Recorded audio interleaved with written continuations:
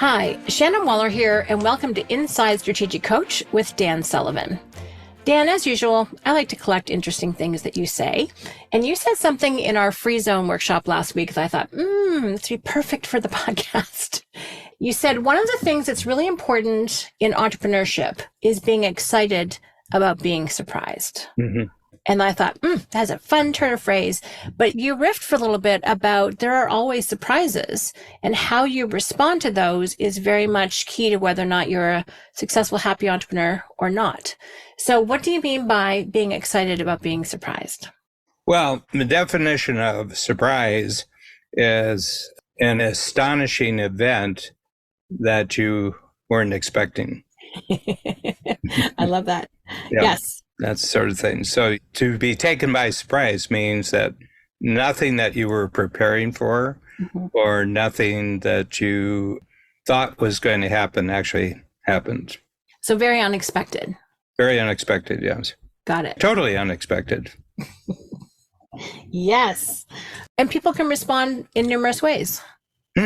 Well, the thing you have to understand, there's good surprises and bad surprises. Mm-hmm. Okay. And really successful entrepreneurs don't care which.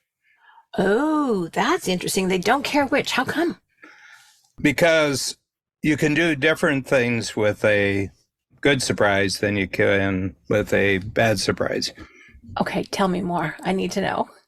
Well, first of all, the one thing that surprises you, they probably more clearly than almost anything else tells you what kind of person you are. You and I went firsthand together as team members through the COVID and lockdown surprise. Okay. And I was a little bit paralyzed. I was told in Chicago that we were closing down the workshops for a quarter. And I was tired. I'd been coaching all week and I was going home on the plane. And I was a little bit paralyzed by it. But by the time we reached Toronto, which, all in, it's about an hour and a half flight, I said, Zoom. Zoom. Okay. We know how to use Zoom because we're a 3-country company. So we've been using Zoom backstage. Well, we're going to have to use Zoom totally backstage. Now we're going to have to bring the whole in-person workshop front stage. And as soon as I got up, I said, this is exciting. We get to do all sorts of new things. So that was a bad surprise, but within a matter of a plane trip, my mind had adjusted to an entirely new possibility. But it took us 3 months to work out, and I was on high alert. All my energy was there to do that. Give you another surprise. We've written 3 best-selling books in the last 5 years. And when the first one came out, we had 50,000 sales in the first 30 days. And I wasn't expecting that. Our team wasn't expecting that. The publisher wasn't expecting that. The collaborator, writer, Ben Hardy, that I worked with, wasn't expecting that. And then we said, okay, let's really, really shift our whole marketing to take advantage of this book. And our whole podcast focus went to being invited on people who had large audiences to talk about the book. And Who Not How, that was the first book. So the 3 books are Who Not How, The Gap and the Gain, and just within the past 2 months, 10 times is easier than 2 times. Each of them was more surprising because, okay, you hit it lucky one time, with the first one, but the second one, the results were twice. And the third one, it looks like the results are twice. So we were probably at 100,000 at the end of the first month. And these have been surprises. It's surprising that the second surprise was bigger than the first surprise, and the third surprise is the biggest. So you could say, well, you were looking forward to it. You were expecting it. I said, yeah, but the power that controls how successful you're going to be is not in your hands. Once you release the book, it's the child has left home. Yeah, so that was a good surprise, but that's on a big scale for us. That's on a big scale, but we have things happening all the time on a weekly basis within the workshops, backstage things that are surprises, and they're bad surprises. A water main broke in front of our headquarters in Toronto, went underground, and just totally destroyed the whole bottom floor, the basement floor where our tech team was and where our recording studios were, where all of our paper supplies were, all the books, where our gym was, and where our production department was, and it all got destroyed. It got destroyed. I mean, literally, the concrete was disrupted, and water was up to 3 feet, destroyed everything, destroyed all the drywall. So I heard about it, and I was talking to Babs. She got the phone call from Karen Sklarick and said, disaster. And I said, we get to design it all over now. That's one of the things I've always appreciated, Dan. It's like if disaster strikes, and one of the first ones was actually the origin of our fabulous tool called the Experience Transformer, which is when your laptop was stolen out of a hotel in England with a book on it. With a book that hadn't been backed up. No, that was due. And that was a good book writing experience for you and me and the team. But it's like, if I'm going to have to do it again, if we're going to have to go to the effort, it needs to be 10 times better. Yeah. And I love that. So I've just been inconvenienced, and I say, I can't get just back to where I was before. Now it's got to be 10 times better. Just getting back what we had, nope, I've been inconvenienced, So now the result has to be a much bigger result. And there's something about that I have very much appreciated in my own life. And it was really fun during the lockdown when you and I, both of our schedules got completely blown up. We were pretty scheduled people, and we got to create new stuff. We did Scary Times. We did podcasts. We did videos. You did a record number of new exercises. By the way, Scary Times is really good. That's a little book of ours. You go to strategiccoach.com, and just the title is Scary Times Success Manual. What to do in scary times. Well, scary times is where you've been taken by surprise. Yeah. But the whole idea of, so that was super fun. You and I were like, ooh, we can be more creative. It was perfect. And our Colby profiles help with this 9 quick start and your 10 quick start. So we were like, oh, we get to play. So we kind of leapt into that with both feet and had a great time, despite all the chaos. So there's recouping and creating new things out of hard times. And also the whole 10x better. We're about to do a home renovation, which is incredibly inconvenient. Yeah. When I come back, because we have to move out, this house needs to be 10x better. Yeah. Otherwise, it's not worth the pain, the hassle, the inconvenience, as you said. And then when things are pleasant surprises, one of the things that strikes me is it just helps you up your ambition level in terms of what is possible. Is that one of the positive benefits of good surprises? It's one of the results of someone who realizes that you have very, very little control over events outside of yourself. That was true when you were a child. That's true, when you were in your 20s, when you're in your 50s, and now I'm almost 80. It's just as true today as it was when I was growing up in the 1940s. So my set is, this is reality, that you're always going to be surprised by events in the outside world. I remember I got diagnosed with cancer, prostate cancer, in June, July of 2016. And my first response to it is, okay, I got to handle this, but I can't miss a workshop. You didn't. And the doctor that we had wasn't going to accommodate us, so we got another doctor. And he sat right down and said, well, let's get the schedule out. He says, I have my own operating room. I have my own team. And when would it be convenient for me to do the surgery? And I said, well, what about November 1st? Because my first workshop is December 1st. And he's got it. Yeah, good. Now he said, I have to tell you, most people are not really, really energetic for their first 6 months. And I said, I realize that. So I'm going to have to be energetic in my first 3 weeks. And I was. I was in high energy with the whole, I said, what a neat challenge. What a neat challenge.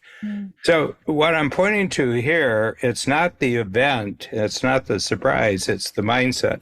Yeah. So anyway, I go to a lot of technology conferences, and in one way or another, I've heard the phrase, with advanced technology, we will now be able to anticipate and prevent surprises.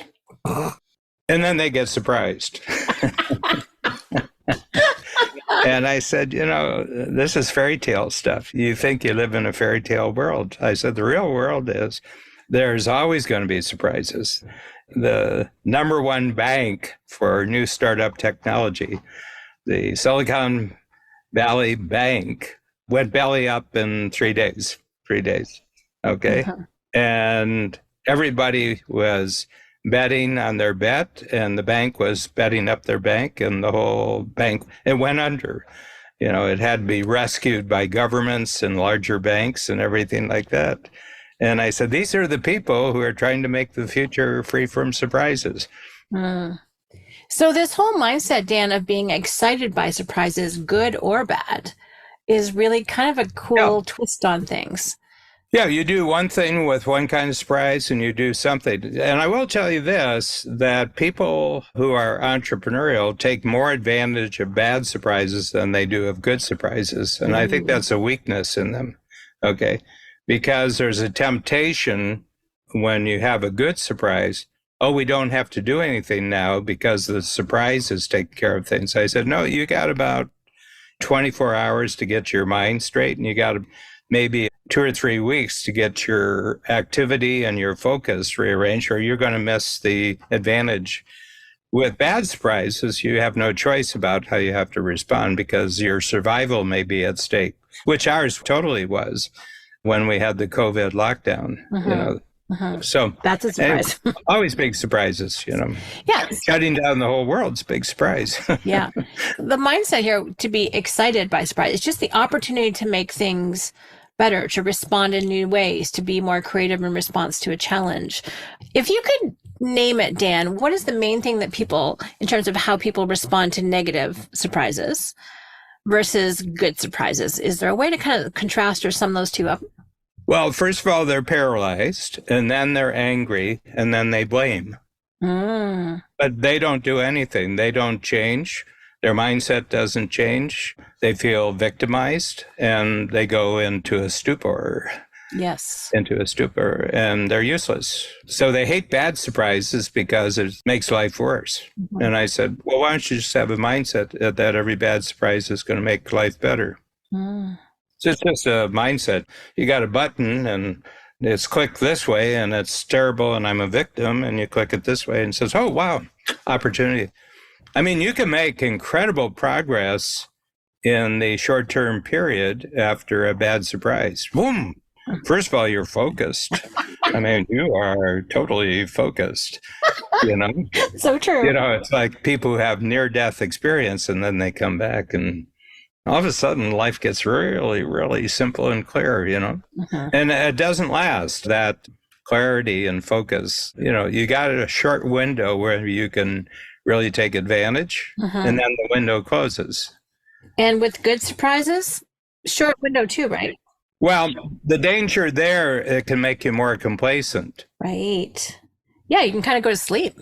Well, you go to sleep. Well, we don't have to do anything.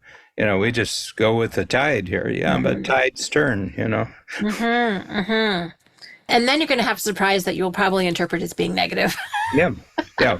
2x4 to the head, as I like to say. Yeah, I think there's, if someone was in charge, they said, well, he didn't take advantage of the good surprise. Let's see what he does with a bad surprise.